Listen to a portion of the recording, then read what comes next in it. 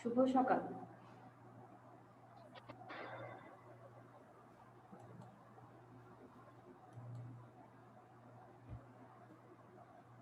আসসালামু আলাইকুম মিস। ওয়ালাইকুম সালাম, কেমন আছো? আলহামদুলিল্লাহ ভালো মিস, আপনি? আমিও ভালো আছি আলহামদুলিল্লাহ। ঈদ কেমন কাটলো? কাটছে ভালো, আপনার মিস? আমারও ভালো কাটছে মোটামুটি। ওকে, আমরা সকলের জন্য একটু ওয়েট করি। হ্যাঁ, সাবিহা, রাহিম শুনতে পাচ্ছ? ইয়েস মিস, শোনা যাচ্ছে। ওকে, তাহলে আমরা আজকে আবার আমাদের সেকেন্ড টার্ম সিলেবাসটা শুরু করব রসায়নে। আমরা গত ফার্স্ট টার্মে শেষ করেছি প্রথম 4টা অধ্যায়, ঠিক আছে? আজকে যেটা শুরু করব সেটা হলো পঞ্চম অধ্যায়, খুবই ইম্পর্টেন্ট একটা অধ্যায়। পঞ্চম অধ্যায় রাসায়নিক বন্ধন। পঞ্চম অধ্যায়টা হলো কিসের উপর? রাসায়নিক বন্ধন, অর্থাৎ এখানে আমরা বিভিন্ন ধরনের বন্ধন সম্পর্কে জানতে পারবো, ঠিক আছে? ওকে, তাহলে আমরা যে বিষয়টা দেখবো এখানে,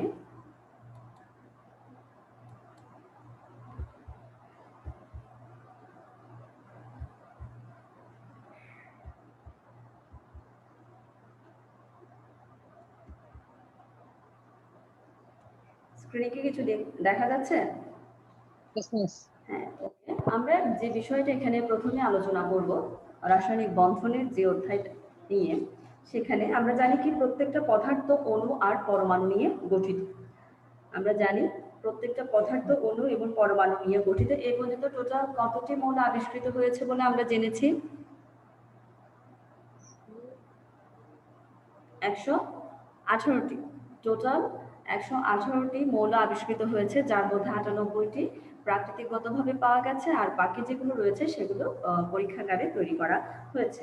এই যে বিভিন্ন মৌল রয়েছে, পরমাণু রয়েছে, সবগুলো কিন্তু কি অনেকগুলো এক বা একাধিক মৌলের পরমাণু মিলেই কিন্তু কি গঠিত হয়? অণু গঠিত হয়। এই পদার্থের অণুতে পরমাণু সমূহ কিভাবে থাকে? এলোমেলোভাবে, এলোমেলো বা বিক্ষিপ্তভাবে থাকে না, কারণ একটা সুনির্দিষ্ট অথবা সুবিন্যস্তভাবে এরা একটা আরেকটার সাথে কি থাকে? সজ্জিত থাকে। এই যে একটা আকর্ষণ থাকে, এই যে সজ্জিত হওয়ার মধ্যে তাদের মধ্যে একটা কি কাজ করে? সেখানে একটা আকর্ষণ কাজ করে, যে আকর্ষণ শক্তির মাধ্যমে অণুতে দুটা পরমাণু পরস্পরের সাথে যুক্ত থাকে, তাকে বলা হবে রাসায়নিক বন্ধন। ঠিক আছে, তোমরা কি বুঝতে পেরেছো রাসায়নিক বন্ধনটা কি তাহলে? অর্থাৎ ইয়েস মিস। যে আকর্ষণ শক্তির মাধ্যমে, এখানে একটা আকর্ষণ শক্তি কাজ করবে, যেখানে অণুতে আমরা জানি অণুর মধ্যে কিন্তু পরমাণু সমূহ বিদ্যমান থাকে। অণুতে পরমাণু সমূহ যে বন্ধনের মাধ্যমে, একটা আকর্ষণ শক্তির মাধ্যমে পরস্পরের সাথে যুক্ত থাকে, তাকে বলা হয় কি? রাসায়নিক বন্ধন। এখানে রাসায়নিক বন্ধন বলতে বিভিন্ন ধরনের বন্ধন হতে পারে, যেমন আণবিক বন্ধন, সমযোজী বন্ধন কিংবা ধাতব বন্ধন। অর্থাৎ বিভিন্ন ধরনের বন্ধন সম্পর্কে আমরা এই অধ্যায়ে বিস্তারিত আলোচনা করা হবে। আয়নিক বন্ধন কি, সমযোজী বন্ধন কি, বা কোন অণু বা পরমাণুর মধ্যে কোন ধরনের বন্ধন সৃষ্টি হয়ে থাকে সে সম্পর্কে জানবো, ঠিক আছে? এরপরে যে বিষয়টা প্রথমে আমরা পড়ব এই অধ্যায়ের মধ্যে, সেটা হলো যোজ্যতা ইলেকট্রন, যেটাকে বলা হয় ব্যালেন্স ইলেকট্রন। যোজ্যতা ইলেকট্রন বা ব্যালেন্স ইলেকট্রনটা কি? আমরা জানি পরমাণু সমূহের মধ্যে ইলেকট্রন সমূহ কি থাকে? আমরা জানি পরমাণুর মধ্যে ইলেকট্রন সমূহ, অর্থাৎ প্রোটন নিউট্রনকে ঘিরে কিন্তু ইলেকট্রন সমূহ অনবরত ঘূর্ণায়মান থাকে। সেক্ষেত্রে কিভাবে এবং বিভিন্ন স্তরে সজ্জিত থাকে, বিভিন্ন স্তরে আমরা এদেরকে সজ্জিত থাকতে দেখা যায়। অর্থাৎ কোনো মৌলের সর্বশেষ, এখানে অনেকগুলো কক্ষপথ দেখতে পাচ্ছ, দেখো প্রোটন এবং নিউট্রনের আশেপাশে আমরা অনেকগুলো কক্ষপথ দেখতে পাচ্ছি এবং সেখানে কিছু ইলেকট্রনকেও দেখতে পাচ্ছি। সেক্ষেত্রে কোনো একটা মৌলের সর্বশেষ প্রধান শক্তি স্তরে, অর্থাৎ সর্বশেষ প্রধান শক্তি স্তরে মোট ইলেকট্রন সংখ্যাকেই বলা হবে সেই মৌলের যোজ্যতা ইলেকট্রন। তাহলে তোমাদের কি কথাটা মনে থাকবে? তাহলে যদি বলা হয় যোজ্যতা ইলেকট্রন কি, সেক্ষেত্রে আমরা কি বলবো?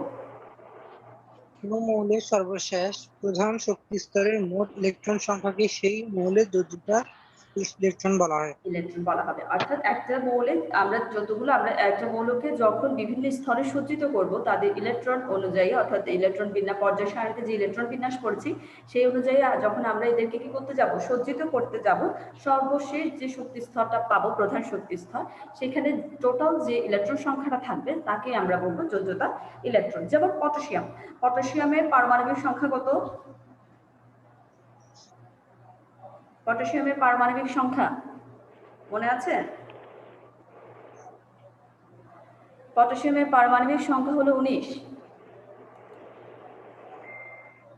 তাহলে এর ইলেকট্রন বিন্যাসটা কিভাবে হবে দেখি, কাদের মনে আছে দেখি বলো। আমরা 19 পারমাণবিক সংখ্যা বিশিষ্ট যে পটাশিয়াম রয়েছে এটাকে যদি ইলেকট্রন বিন্যাস করতে যাই সেক্ষেত্রে আমরা কি পাবো? আমরা আবারও একটু এগুলো কে আলোচনা করি। যেমন আমরা যখন সজ্জিত করব এটাকে পটাশিয়ামের পারমাণবিক সংখ্যা অনুযায়ী, যখন একে বিভিন্ন স্তরে সজ্জিত করা হবে সেক্ষেত্রে তোমাদের কি শক্তি ক্রমটা মনে আছে? 1s2 2s2 এগুলো মনে আছে? আমরা যে শক্তি ক্রম সম্পর্কে পড়ছিলাম, Yes, তাহলে yes. 19 পারমাণবিক সংখ্যা বিশিষ্ট পটাশিয়ামের ইলেকট্রন বিন্যাসটা কেমন হতে পারে দেখি, কাদের মনে আছে তারা একটু বলো। 1s2 হ্যাঁ, 2s2 2p6 হ্যাঁ 26, ওকে। তাহলে আর কয়টা বাকি আছে?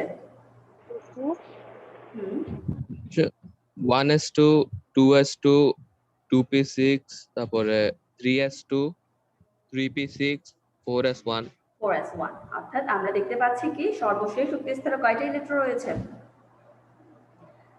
আমরা দেখছি যে আমরা পটাশিয়ামের যখন ইলেকট্রন বিন্যাসটা করতে যাব সেক্ষেত্রে আমরা দেখতে পেয়েছি যে 1s2 2s2 2p6 3s2 3p6 4s1।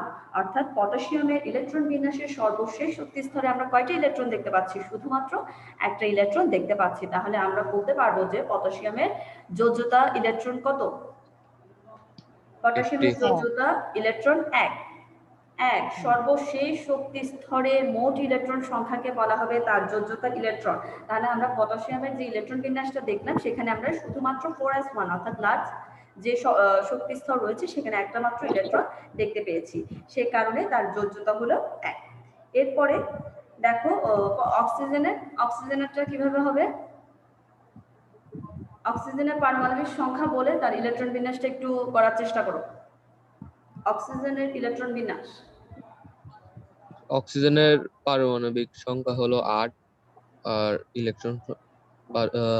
Electron বিন্যাস হচ্ছে 1s2 2s2 2p4 2p4। তাহলে সর্বশেষ শক্তি স্তরে আমরা কয়টা ইলেকট্রন দেখতে পাচ্ছি? আমরা জানি 1s2টা হলো প্রথম শক্তি স্তরে হবে, ঠিক আছে। এরপর দ্বিতীয় শক্তি স্তরে আমরা কয়টা দিতে পারবো? সর্বশেষ 6টা ইলেকট্রন, অর্থাৎ 2s2 এরপরে 2p4, টোটাল কত? 2 4 মিলে 6 হবে।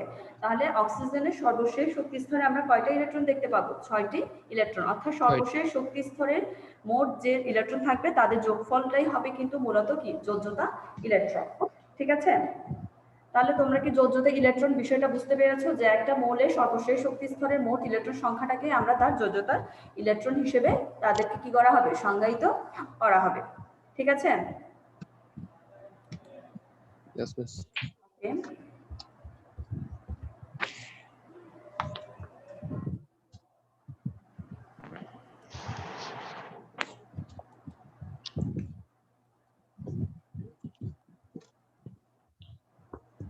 এরপরে এখানে একটু দেখো স্ক্রিনে আমরা কি দেখতে পাচ্ছি? হিলিয়াম। আমরা হিলিয়াম সম্পর্কে জেনেছি আগে। হিলিয়ামের ইলেকট্রন কত? আমরা জানি হিলিয়ামের ইলেকট্রন বিন্যাসে আমরা কয়টা ইলেকট্রন দেখতে পাই?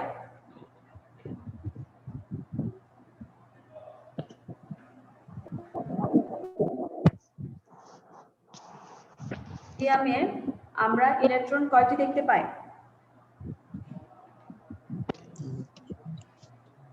দুইটা। হিলিয়ামের ইলেকট্রন বিন্যাসে কয়টি ইলেকট্রন দেখা যায়? শুধুমাত্র দুইটা ইলেকট্রন দেখতে পাই। আমরা জানি হিলিয়ামের পারমাণবিক সংখ্যা হলো 2, সেই ক্ষেত্রে তার ইলেকট্রন বিন্যাসে আমরা শুধুমাত্র প্রধান শক্তি স্তরে দুইটা ইলেকট্রন পাবো। তাহলে আমরা বলতে পারবো যে হিলিয়ামের যোজ্যতা ইলেকট্রন কত? 2। দুইটি। ঠিক আছে। এরপর নিয়নের ইলেকট্রন বিন্যাসটা কেমন হবে?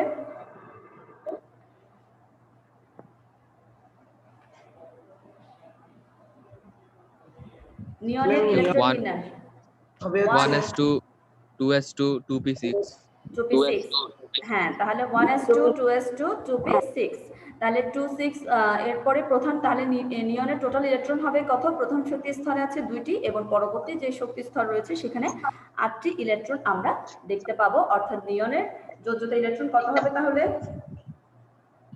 6টি 6টি। শিওর 6টি হবে নাকি 8টি হবে? আমরা নিয়নের ইলেকট্রন কয়টা পাবো? 1s2 2s2 2p6, তাহলে এক্ষেত্রে আমরা নিয়নের যোজ্যতা পাবো কত? 8। ঠিক আছে, এর পরবর্তীতে দেখো আমরা এখানে যে বিভিন্ন 1s2 2s2 2p6 3s2 এই যে বিভিন্ন কক্ষপথ করলাম, কক্ষপথগুলোকে কিন্তু বিভিন্ন নামকরণ করা হয়ে থাকে, যেমন কে কক্ষপথ, এল কক্ষপথ, এম কক্ষপথ, এন কক্ষপথ, এভাবে করে কিন্তু আমরা যোজ্যতার ইলেকট্রনগুলো নির্ণয় করব। যেমন আমরা নাইট্রোজেনের ক্ষেত্রে নাইট্রোজেনের ইলেকট্রন বিন্যাসটা একটু বলো তো দেখি, নাইট্রোজেনের পারমাণবিক সংখ্যা কত এবং এর ইলেকট্রন বিন্যাসটা কেমন হবে? নাইট্রোজেন, হ্যাঁ সবুজ বলো। নাইট্রোজেন। হ্যাঁ নাইট্রোজেন। ম্যাম, নাইট্রোজেনের পারমাণবিক সংখ্যা হচ্ছে আপনার 7, তাহলে 7 এটা হচ্ছে 1s2 হবে, আর হচ্ছে আপনার 2s2 হবে, আর হচ্ছে 2p3 হবে। 2p3, অর্থাৎ 1s2 প্রথম শক্তি স্তরটাকে আমরা নাম দিব কে কক্ষপথ, এর পরবর্তীতে 2s2 2p3 বললে ঠিক আছে, তাহলে এটাকে দেওয়া হবে সর্বশেষ যে শক্তি স্তর সেটা এল কক্ষপথে যাবে, সেখানে টোটাল থাকবে কতটি? 2 3 মিলে সর্বশেষ শক্তি স্তরে আমরা কয়টা ইলেকট্রন পাবো? 5টি। আমরা কয়টি ইলেকট্রন পাবো নাইট্রোজেনের ক্ষেত্রে সর্বশেষ শক্তি স্তরে? 5টি। তাহলে সেক্ষেত্রে নাইট্রোজেনের যোজ্যতা ইলেকট্রন কত হবে? 5। আর ক্যালসিয়ামেরটা একটু বলো। ম্যাম, ক্যালসিয়ামের ক্ষেত্রে হ্যাঁ ক্যালসিয়ামের ক্ষেত্রে আপনার কত পারমাণবিক সংখ্যা? পটাশিয়ামের পরে কিন্তু ক্যালসিয়ামের অবস্থান, তাহলে ক্যালসিয়ামের পারমাণবিক সংখ্যা কত? 20 20। ইলেকট্রন বিন্যাস 1s2 2s2 2p6 হ্যাঁ তারপর 3s2 3p6 4s2 4s2, এভাবে করে কিন্তু তোমরা শক্তিক্রম অনুসারে কিন্তু ক্যালসিয়ামের বা যে কোনো মৌলের আমরা কি করব? ইলেকট্রন বিন্যাসটা করব, করার পর সর্বশেষ শক্তি স্তর, সর্বশেষ কত বললাম? সর্বশেষে আমরা পেয়েছি ক্যালসিয়ামের ক্ষেত্রে 4s2, অর্থাৎ সর্বশেষ শক্তি স্তরে 2টা ইলেকট্রন রয়েছে, যার কারণে আমরা বলবো ক্যালসিয়ামের যোজ্যতা ইলেকট্রন হলো কত? 2। ঠিক আছে, তাহলে আমরা কি যোজ্যতা ইলেকট্রন বিষয়টা বুঝতে পেরেছি সকলে আশা করি? কারো কোনো কোয়েশ্চেন? হ্যাঁ সবুজ, কোনো প্রশ্ন আছে? না ম্যাম, কোনো কোশ্চেন নেই। হ্যাঁ, তাহলে আমরা ফার্স্টে আমরা যে কোনো মৌলের ইলেকট্রন বিন্যাস করার পর আমরা সর্বশেষ শক্তি স্তরটা দেখবো, ওটা দেখে এটা টোটাল সংখ্যা নির্ণয় করে আমরা যোজ্যতা ইলেকট্রনটা বলে দিব। ঠিক আছে, এর পরবর্তীতে আমরা যে বিষয়টা, যেমন নিষ্ক্রিয় গ্যাস, আমরা জানি নিষ্ক্রিয় গ্যাসগুলো কথা মনে আছে? নিষ্ক্রিয় গ্যাস কোনগুলোকে বলা হয়? স্ক্রিনের দিকে খেয়াল করো, আমরা কি দেখতে পাচ্ছি? নিষ্ক্রিয় গ্যাস বলতে কোনগুলোকে বলা হবে? হিলিয়াম, নিয়ন, আর্গন, ক্রিপ্টন, জেনন, রেডন। দেখতে পাচ্ছ তোমরা স্ক্রিনে? আমরা নিষ্ক্রিয় গ্যাস বলতে কি বুঝি? যে মৌলগুলো কোনো কারোর সাথে ইলেকট্রন শেয়ার করে না বা কাউকে ইলেকট্রন দেয় না বা কারো থেকে ইলেকট্রন গ্রহণ করার প্রবণতা থাকে না, অর্থাৎ এরা মোটামুটি স্থিতিশীল, অর্থাৎ এরা নিজেরাই নিজেদের জন্য এনাফ, তাদের কারোর সাথে ইলেকট্রন শেয়ারের প্রয়োজন হয় না, সেই সমস্ত গুলোকে কি বলা হবে? মৌলগুলোকে আমরা নিষ্ক্রিয় গ্যাস বলি। তেমন নিষ্ক্রিয় গ্যাস হলো যেমন কি হিলিয়াম, নিয়ন, আর্গন, ক্রিপ্টন, জেনন, রেডন। ঠিক আছে, তাহলে হিলিয়ামের ইলেকট্রন বিন্যাস কিভাবে হবে? হিলিয়ামের ইলেকট্রন বিন্যাস ম্যাম, হিলিয়ামের ইলেকট্রন বিন্যাস হবে হচ্ছে আপনার 1s2। 1s2, যেহেতু এর পারমাণবিক সংখ্যা 2, তাহলে আমরা এখানে ইলেকট্রন বিন্যাস পাবো 1s2। নিয়নের ক্ষেত্রে ম্যাম, কিসের? নিয়ন, আচ্ছা, নিয়ন। হ্যাঁ। আচ্ছা, নিয়নের ক্ষেত্রে হবে হচ্ছে আপনার 1s2 2s2 আর 2p6। হ্যাঁ 1s2, একটু দেখো 1s2 আর 2s2 2p6 আর্গনের আর আর্গনের হবে হচ্ছে আপনার আর্গন হিলিয়াম নিয়ন আর্গন আর্গনের পারমাণবিক সংখ্যা কত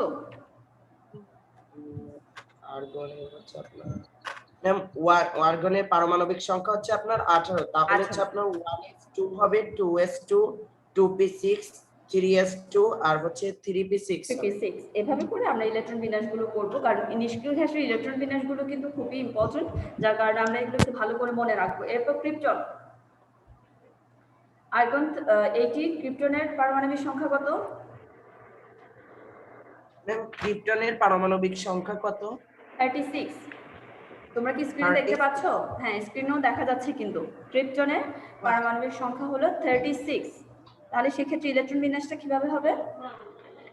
36 1s2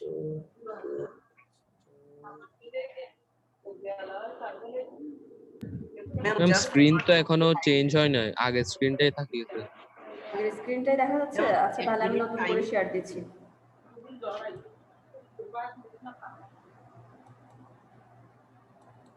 এখন দেখতে পাচ্ছ? Ma'am yes miss. হ্যাঁ, ওকে। এখানে আমরা ক্রিপ্টনের পারমাণবিক সংখ্যা 36 পারমাণবিক সংখ্যা বিশিষ্ট ক্রিপ্টনের ইলেকট্রন বিন্যাসটা তাহলে কিভাবে হবে?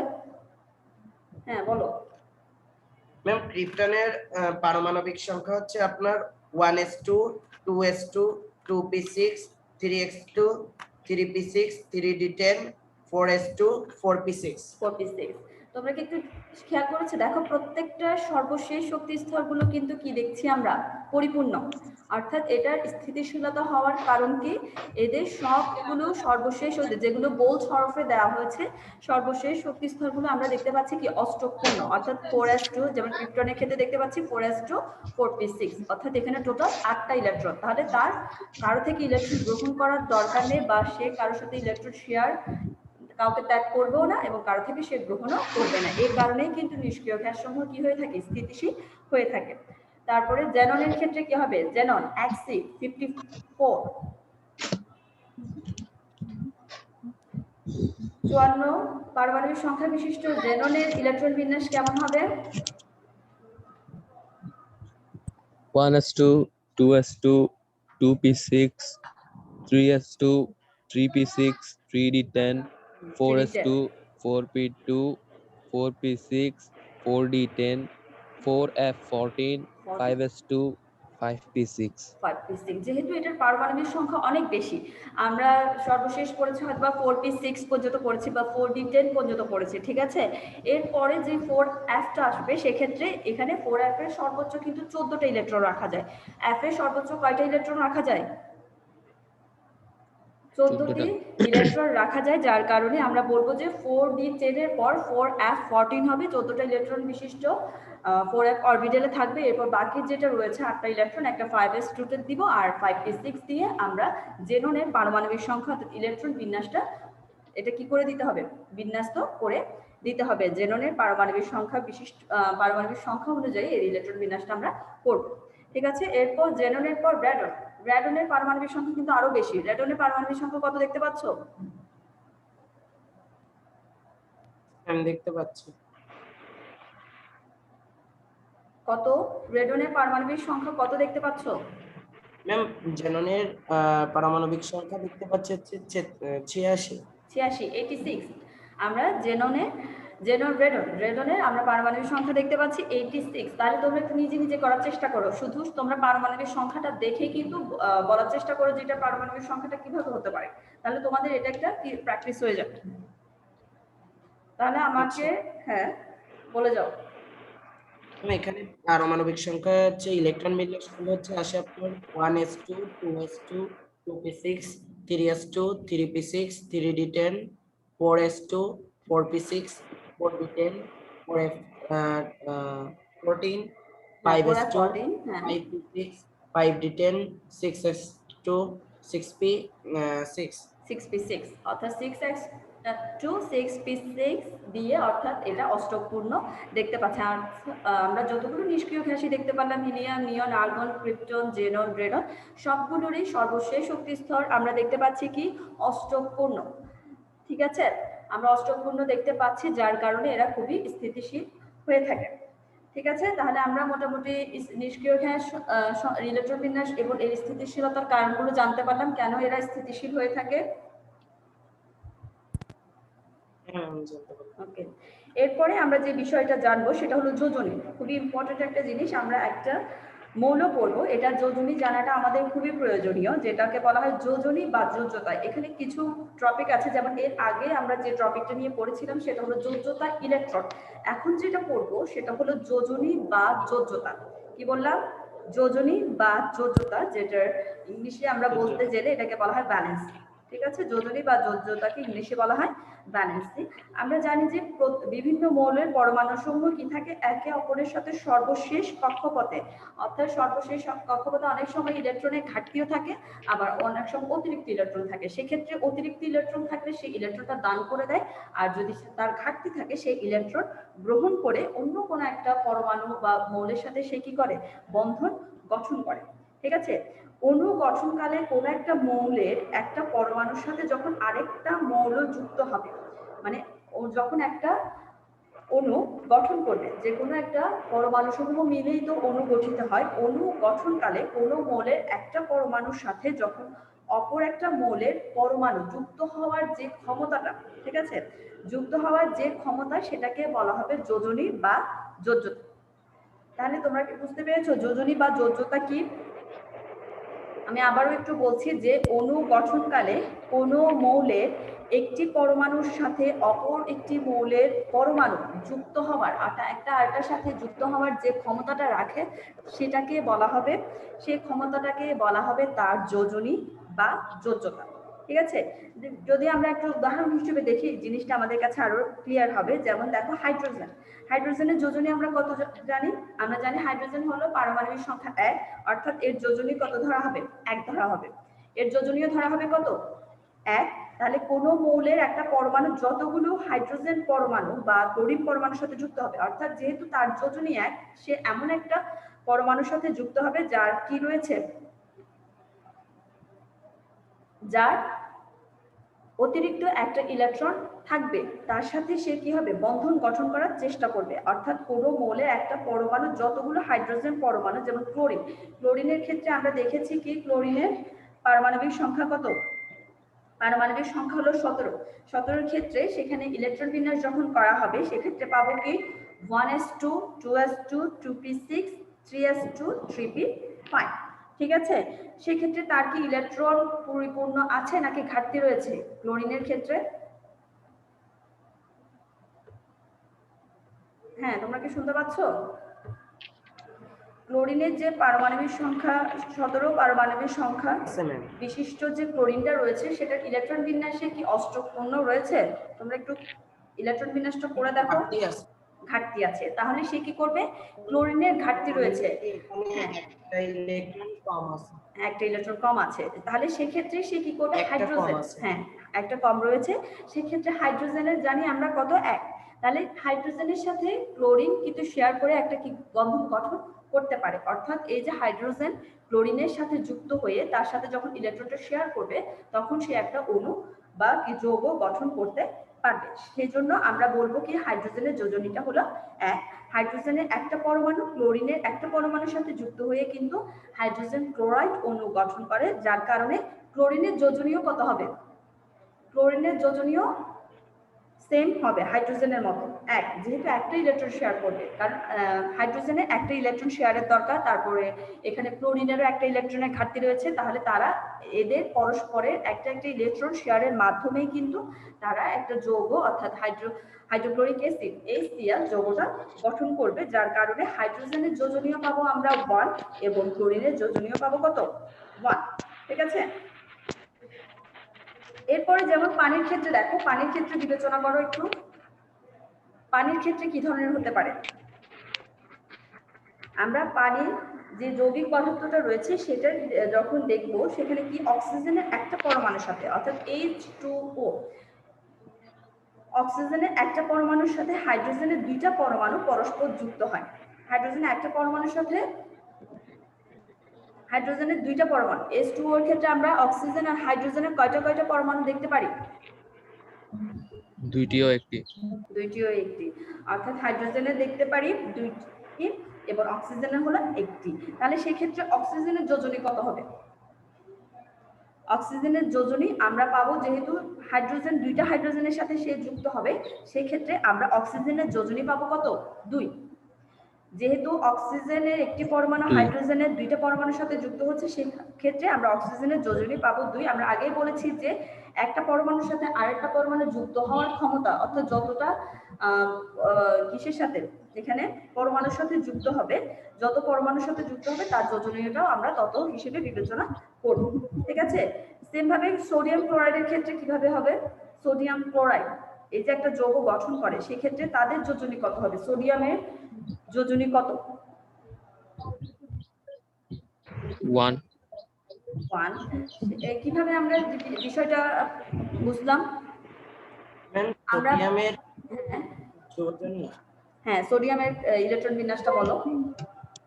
ম্যাম সোডিয়ামের ইলেকট্রন বিন্যাস পারমাণবিক সংখ্যা হচ্ছে তাহলে হচ্ছে ইলেকট্রন বিন্যাসটা হবে 1s2 2s2 2p6 3s1 3s1। তাহলে আমরা দেখতে পাচ্ছি কি সর্বশেষ শক্তি স্তরে কয়টা ইলেকট্রন রয়েছে? একটি ইলেকট্রন রয়েছে। এবং ক্লোরিনের ক্ষেত্রে আমরা দেখেছিলাম তার একটা ইলেকট্রনের ঘাটতি রয়েছে। তাহলে সে সোডিয়ামের সাথে, অর্থাৎ যে উত্তরটা রয়েছে সে যার কম রয়েছে তার সাথে শেয়ারের মাধ্যমে কিন্তু একটা যৌগ, অর্থাৎ সোডিয়াম ক্লোরাইড যৌগ গঠন করতে পারে। এক্ষেত্রেই আমরা বুঝতে পারছি যে সোডিয়ামের যোজনী হবে কত? 1। ঠিক আছে, আমাদের বিষয়টা কিন্তু ক্লিয়ার ভাবে বুঝতে হবে। তাহলে এখানে সোডিয়ামের যোজনী আমরা তাহলে কিভাবে কত পেলাম? 1 পেয়েছি। তাহলে এক্ষেত্রে কি হবে দেখো, একটা পরমাণুর সাথে যতটি অক্সিজেন পরমাণু যুক্ত হবে সেই সংখ্যার দ্বিগুণ করলে কিন্তু, আবার খেয়াল রাখবে যোজনী আর যোজ্যতা। যোজনী আর যোজ্যতা বিষয়টা কি, একটা পরমাণুর সাথে মানে যতটা অক্সিজেন পরমাণু যুক্ত হবে সেই সংখ্যার দ্বিগুণ করলে কিন্তু আমরা ওই যোজনী বা যোজ্যতাটা পাচ্ছি। যেমন ক্যালসিয়াম অক্সাইড একটা যৌগ, ক্যালসিয়াম অক্সাইডের ক্ষেত্রে ক্যালসিয়ামের একটা পরমাণু যখন অক্সিজেনের একটা পরমাণুর সাথে যুক্ত হয়, ক্যালসিয়ামের একটা পরমাণুর সাথে অক্সিজেন পরমাণু যখন যুক্ত হয় তখনই কিন্তু ক্যালসিয়াম অক্সাইড গঠন করে। সেক্ষেত্রে অক্সিজেনের পরমাণুর সংখ্যা কত হবে? সেক্ষেত্রে আমরা অক্সিজেন পরমাণুর সংখ্যা কত দেখতে পাচ্ছি ক্যালসিয়াম অক্সাইডে?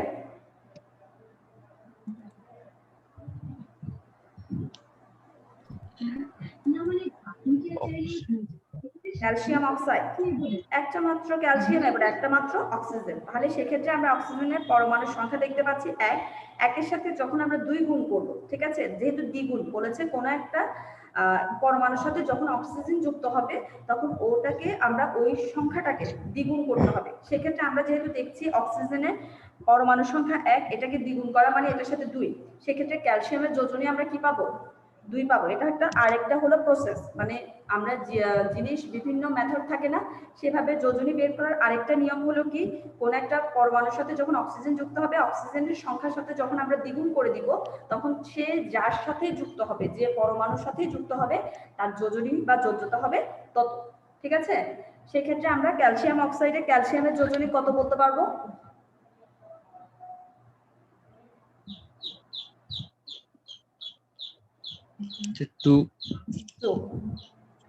টু হওয়ার কারণটা কি ছিল?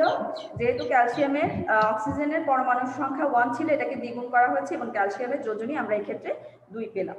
ঠিক আছে, এরপরে কিছু কিছু ব্যতিক্রম কিন্তু দেখা যায়। সব সময় যে এই নিয়মটা ফলো করা যাবে এমন কোনো কথা নেই। কিছু কিছু পরিবর্তনশীল যোজনী আমরা দেখতে পাই। পরিবর্তনশীল যোজনী কি, অনেক সময় দেখো শেয়ার করার সময় পরমাণু 2, যেমন আমরা আয়রনের ক্ষেত্রে বিবেচনা করব। আয়রনের ক্ষেত্রে শুধু যে আমরা 2, 3 বা 4 এ ধরনের করে বিভিন্ন পরমাণুর ক্ষেত্রে বিভিন্ন যোজনী পেতে পারি, সেই ক্ষেত্রে এগুলোকে বলা হয় পরিবর্তনশীল যোজনী। আমরা যখন কোনো একটা পরমাণু বিভিন্ন ধরনের যোজনী পাবো, কারণ অনেক সময় যৌগ গঠন করার সময় কারোর সাথে 2টা শেয়ার করতে হতে পারে বা 3টা শেয়ার করতে হতে পারে, সেক্ষেত্রে তার বিভিন্ন ধরনের কি হতে পারে, যোজনী হতে পারে। বা অনেক সময় আবারও যোজনী যখন উত্তেজিত অবস্থায়, অর্থাৎ কারোর সাথে যখন শেয়ারের দরকার পড়ে, সে তখন উত্তেজিত অবস্থায় একটা থেকে একটা ইলেকট্রন শেয়ার করে, মানে এক অরবিটাল থেকে আরেক অরবিটালের মধ্যে ইলেকট্রন ট্রান্সফার করে থাকে। সেক্ষেত্রে বিভিন্ন ধরনের যোজনী হয়ে থাকে সেক্ষেত্রে এগুলোকে আমরা বলবো পরিবর্তনশীল যোজনী। যেমন FeCl2 অর্থাৎ ফেরাস ক্লোরাইড এবং ফেরিক ক্লোরাইড। আমরা কি বলছি? ফেরাস ক্লোরাইড এবং ফেরিক ক্লোরাইড অর্থাৎ FeCl2 এবং FeCl3 এর ক্ষেত্রে কি পার্থক্যটা হয় সেটা একটু ভালো করে দেখো। যেমন FeCl2 এর ক্ষেত্রে আয়রনের সক্রিয়তা যোজনী পাবো আমরা 2। আয়রনের সক্রিয় যোজনী পাবো 2, কারণ আয়রনের সর্বোচ্চ যোজনী 2, কারণ ফেরিক ক্লোরাইড যৌগে যখন আমরা সুপ্ত যোজনী বলতে একটা কথা আছে, সুপ্ত যোজনী কি? যেমন সর্বোচ্চ যোজনী থেকে যখন আমরা সক্রিয় যোজনীটাকে বাদ দিয়ে দিব সেটাই হলো সুপ্ত যোজনী। কোনো একটা মৌলের মধ্যে সর্বোচ্চ যোজনী অর্থাৎ টোটাল যে যোজনীটা থাকবে সেখান থেকে সক্রিয় যে যোজনীটা থাকবে সেটার পার্থক্য করলেই কিন্তু আমরা মূলত কি পাবো? সুপ্ত যোজনীটা পাবো। যেমন ফেরিক ক্লোরাইডের ক্ষেত্রে FeCl2 যৌগে আয়রনের সক্রিয় যোজনী হলো 2। ফেরিক ক্লোরাইডের ক্ষেত্রে সক্রিয় যোজনী কত বললাম? 2, অর্থাৎ সে যতটি ক্লোরিনের সাথে যুক্ত হচ্ছে সেটাই হলো তার সক্রিয় যোজনী। এটা থেকে যখন আমরা তার সর্বোচ্চ যোজনী অর্থাৎ ফেরিক ক্লোরাইড, এখানে ক্লোরিনের ক্ষেত্রে 2টা এবং আয়রনের ক্ষেত্রে একটা, টোটাল কয়টা পাচ্ছি? সর্বোচ্চ 3টা যোজনী দেখতে পাচ্ছি। সেক্ষেত্রে যখন আমরা ফেরিক ক্লোরাইড যোগে 3 থেকে 2 বাদ দিব, অর্থাৎ 3 থেকে 2 বাদ দিলে কিন্তু আমরা কোনো একটা মৌলের সুপ্ত যোজনীটা পেয়ে যাব। তাহলে যদি বলা হয় ফেরিক ক্লোরাইডের সুপ্ত যোজনী কত, তোমরা কি এটা বের করে দিতে পারবে? ফেরিক ক্লোরাইডের সুপ্ত যৌগ FeCl2 এর সুপ্ত যোজনীটা কিভাবে বের করব?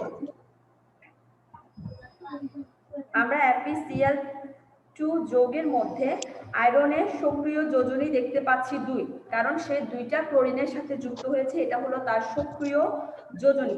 এবং সর্বোচ্চ যোজনী দেখতে পাচ্ছি 2টা ক্লোরিন পরমাণু একটা আয়রন পরমাণুর সাথে যুক্ত হয়েছে, যার কারণে আয়রনের সর্বোচ্চ যোজনী আমরা 3 করে নিব। সেক্ষেত্রে FeCl2 এর যৌগের আয়রনের সুপ্ত যোজনী পাবো 3 থেকে, সর্বোচ্চ যোজনী থেকে যখন আমরা সক্রিয় যোজনীটা বাদ দিব সেক্ষেত্রে আমরা তার সুপ্ত যোজনী অর্থাৎ 1 আয়রনের সুপ্ত যোজনীটা পাবো। ঠিক আছে? তাহলে এখন তোমাদেরকে আমি যেটা বললাম সেটা হলো FeCl2 এর ক্ষেত্রে সুপ্ত যোজনী বের করা। এখন আমি তোমাদেরকে যদি বলি FeCl3 এর ক্ষেত্রে সুপ্ত যোজনী তোমরা কিভাবে বের করবে? তাহলে দেখি একটু বলো। FeCl3, ওই পাশ থেকে সাউন্ড আসতেছে। FeCl3 এর ক্ষেত্রে আমরা আয়রনের সুপ্ত যোজনী কিভাবে বের করব?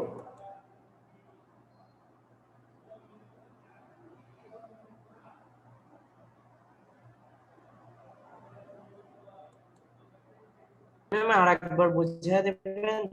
হ্যাঁ, আমরা এর আগেরটা আমি যেটা বলেছি FeCl2 এরটা ভালো করে ক্লিয়ার করে শুনেছো যে FeCl2 এর ক্ষেত্রে তোমরা একটু খাতায় লিখো FeCl2।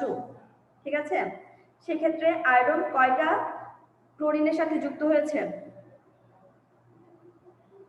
FeCl2 এর ক্ষেত্রে আয়রন কয়টি ক্লোরিনের সাথে যুক্ত হয়েছে বলে আমরা বোঝা যাচ্ছে এখানে?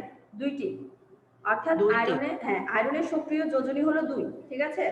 তারপরে এখানে FeCl2 অর্থাৎ ক্লোরিনের আছে 2টি এবং আয়রনের আছে 1টি, টোটাল কতটি? 3টি। তাহলে এক্ষেত্রে আমরা সর্বোচ্চ যোজনী দেখতে পাচ্ছি 3, সক্রিয় যোজনী 2টা দেখতে পাচ্ছি, আর টোটাল 2টা পরমাণু মিলে সর্বোচ্চ যোজনী পাচ্ছি 3। সেক্ষেত্রে আমরা যখন সর্বোচ্চ যোজনী থেকে সক্রিয় যোজনী অর্থাৎ 3 থেকে যখন 2টা বাদ দিব সেক্ষেত্রে আমরা আয়রনের সুপ্ত যোজনী অর্থাৎ তার ভেতরে 3 থেকে 2 মাইনাস করে দিলে আমরা আয়রনের সুপ্ত যোজনীটা পেয়ে যাব। সেম ভাবে আমি তোমাদেরকে বলছি যে FeCl3 এর ক্ষেত্রে আমরা কিভাবে আয়রনের সুপ্ত যোজনীটা বের করব, একটু দেখি বলো। FeCl3 তো 0 হচ্ছে। 0 হচ্ছে কিভাবে? 0 হচ্ছে কারণ Cl3 অর্থাৎ FeCl3 এর সাথে 3টা আমরা দেখছি যে আয়রন পরমাণুর সাথে 3টা ক্লোরিন পরমাণু যুক্ত হয়েছে। তাহলে টোটাল এখানে সক্রিয় যোজনী পেলাম 3, আর টোটাল হিসাব করলেও আমরা কি পাচ্ছি? সেক্ষেত্রে 3 পাবো। অর্থাৎ একটা থেকে একটা যখন বাদ দিয়ে দিব সেক্ষেত্রে টোটাল কতটি হবে? অর্থাৎ 3 থেকে 3 বাদ দিয়ে FeCl3 এর ক্ষেত্রে সুপ্ত যোজনী পাবো আমরা 0। এভাবে করে আমরা বিভিন্ন মৌলের যোজনী, যোজ্যতা, ইলেকট্রন এসব বিষয়গুলো আমরা কি এখানে জানতে পারবো। ঠিক আছে? এর পরবর্তী একটা বিষয় দেখো, আমি এখানে তোমাদেরকে কিছু কোয়েশ্চেন করছি।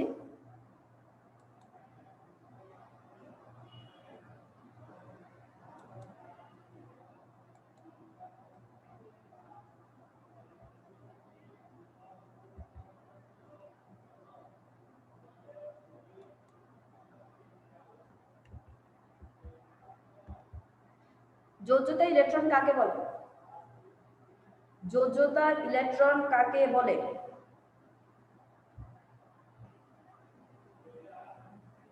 আমরা প্রথমে যে বিষয়টা পড়েছিলাম যোজ্যতা ইলেকট্রন, কোন মৌলের ইলেকট্রন বিন্যাসের সর্বশেষ কক্ষপথে যে কয়টি ইলেকট্রন বা ইলেকট্রন সমূহ থাকে তাকে যোজ্যতা ইলেকট্রন সংখ্যা বলে। হ্যাঁ গুড সবুজ, অর্থাৎ কোন মৌলের সর্বশেষ শক্তি স্তরের মোট ইলেকট্রন সংখ্যাকে আমরা তাদের যোজ্যতা ইলেকট্রন বলবো। এটা হলো যোজ্যতা ইলেকট্রনের সংখ্যা। পরবর্তীতে দেখো যোজনী বা যোজ্যতা কি? যোজনী বা যোজ্যতা কি? বিভিন্ন মৌলের পরমাণু সমূহ একে অপরের সাথে সর্বশেষ কক্ষপথের ইলেকট্রন বর্জন, গ্রহণ অথবা ভাগাভাগির মাধ্যমে অনুগঠন করে। অনুগঠন করলে কোন মৌলের পরমাণুর সাথে অপর একটি মৌলের পরমাণু যুক্ত হওয়ার ক্ষমতাকে যোজনী বা যোজ্যতা বলে। যোজনী বা যোজ্যতা বলে। অর্থাৎ আমরা সহজভাবে বলেছিলাম যে অনুগঠনকালে কোনো মৌল একটা পরমাণু আরেকটা পরমাণুর সাথে কি করতে পারবে, যুক্ত হওয়ার যে ক্ষমতাটা সেটাকে বলা হবে যোজনী বা যোজ্যতা। স্ক্রিনে সংখ্যাটা আর একটু ডিটেলস ভাবে দেওয়া হয়েছে, একটু দেখো ভালো করে খেয়াল করে যে কোনো মৌলের ইলেকট্রন বিন্যাসের সর্বশেষ কক্ষপথে যত সংখ্যক ইলেকট্রন থাকবে, সর্বশেষ কক্ষপথে আমরা যতটা ইলেকট্রন দেখতে পাবো বা যত সংখ্যক বিজোড় ইলেকট্রন থাকবে তাকে আমরা কি বলবো, তার যোজনী বা যোজ্যতা বলবো। ঠিক আছে, যোজনী বা যোজ্যতার আরেকটা কি সংখ্যা বললাম একটু স্ক্রিনের মধ্যে দেখি বলো তো, এখানে কি সংখ্যাটা দেওয়া হয়েছে যোজনী বা স্ক্রিনে যোজ্যতা? তা আসে নাই। স্ক্রিনে আসেনি? আচ্ছা তাহলে আমি আবার No নতুন miss. করে শেয়ার দিচ্ছি। এখন দেখতে পাচ্ছো? Yes, miss. ওকে, যোজনী বা যোজ্যতার আরেকটি সংখ্যা এখানে কিভাবে বলা হয়েছে একটু খেয়াল করো। স্ক্রিনে কি দেখতে পাচ্ছ দেখি বলো তো যোজনী বা যোজ্যতার সংখ্যাটা।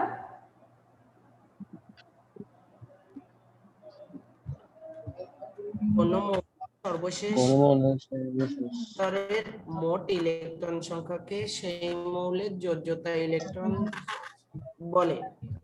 আর হচ্ছে কোন মৌলের ইলেকট্রন বিন্যাসের সর্বশেষ কক্ষপথে যত সংখ্যক ইলেকট্রন থাকে অর্থাৎ যত বেজোড় সংখ্যক ইলেকট্রন বিজোড় থাকে ইলেকট্রন তাকে মৌলের যোজনী বা যোজ্যতা বলে। যোজ্যতা বলে। তাহলে যত সংখ্যক আমরা ইলেকট্রন দেখবো বা বিজোড় ইলেকট্রন দেখবো সর্বশেষ কক্ষপথে তাকে আমরা তার যোজনী বা যোজ্যতা হিসাব করবো।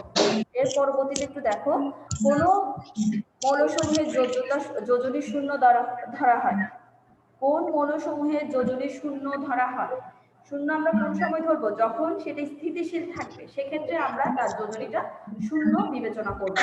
সেক্ষেত্রে আমরা কোন মৌলগুলোকে দেখতে পেয়েছি যারা খুবই স্থিতিশীল, অর্থাৎ যাদের কোনো ইলেকট্রন শেয়ারের প্রয়োজন হয় না, আদান প্রদানের প্রয়োজন হয় না, এমন কোন মৌলকে আমরা দেখেছি?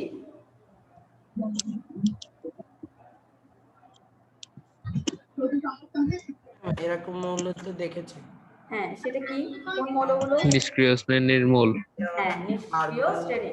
এই তো আমরা যে নিষ্ক্রিয় গ্যাসগুলো দেখেছি, আমরা দেখেছি যে এদের সর্বশেষ শক্তি স্তর অষ্টকপূর্ণ, যার কারণে এদের যোজনীটা শূন্য ধরা হয়। অর্থাৎ নিষ্ক্রিয় শ্রেণীর যে মৌলগুলো রয়েছে সেগুলোর যোজনী শূন্য বিবেচনা করা হয়।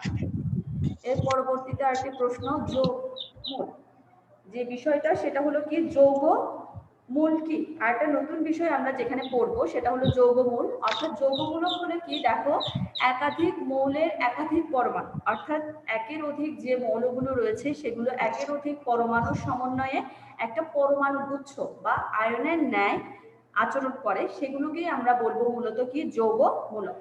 একাধিক মৌলের একাধিক পরমাণু পরস্পরের সাথে যুক্ত হয়ে একটা পরমাণু গুচ্ছ বা আয়ন গঠন করলে তাকেই আমরা কি বলবো, যৌগমূলক বলবো। যেমন দেখো অ্যামোনিয়াম NH4+, এটার উদাহরণ হিসেবে কিন্তু আমরা যৌগমূলকের একটা উদাহরণ লিখো তোমরা, অ্যামোনিয়াম NH4+।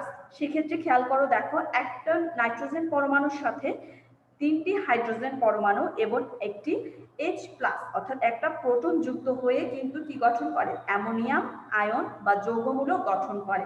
আমরা জানি অ্যামোনিয়া হলো NH3, যখন সেটা আরো একটা প্রোটন এর সাথে যুক্ত হবে সেক্ষেত্রে সেটা অ্যামোনিয়াম অর্থাৎ NH4+ আয়ন বা যৌগমূলক গঠন করবে, সেক্ষেত্রে তাদের আদান হবে +1। আমরা NH4 যে যৌগমূলকের কথা বলছি সেক্ষেত্রে তার আদান সংখ্যা আমরা পাবো +1, যোজনীয় পাওয়া যাবে তার 1, অর্থাৎ আদান বা চার্জ ধনাত্মক বা ঋণাত্মক হতে পারে, কিন্তু যোজনী শুধুমাত্র কি হবে, যোজনীর কিন্তু কোনো ধনাত্মক বা ঋণাত্মক চিহ্ন থাকবে না। তোমরা কি বুঝতে পেরেছো? আদান কিন্তু ধনাত্মক বা ঋণাত্মক হতে পারে, কিন্তু যোজনী কখনো ধনাত্মক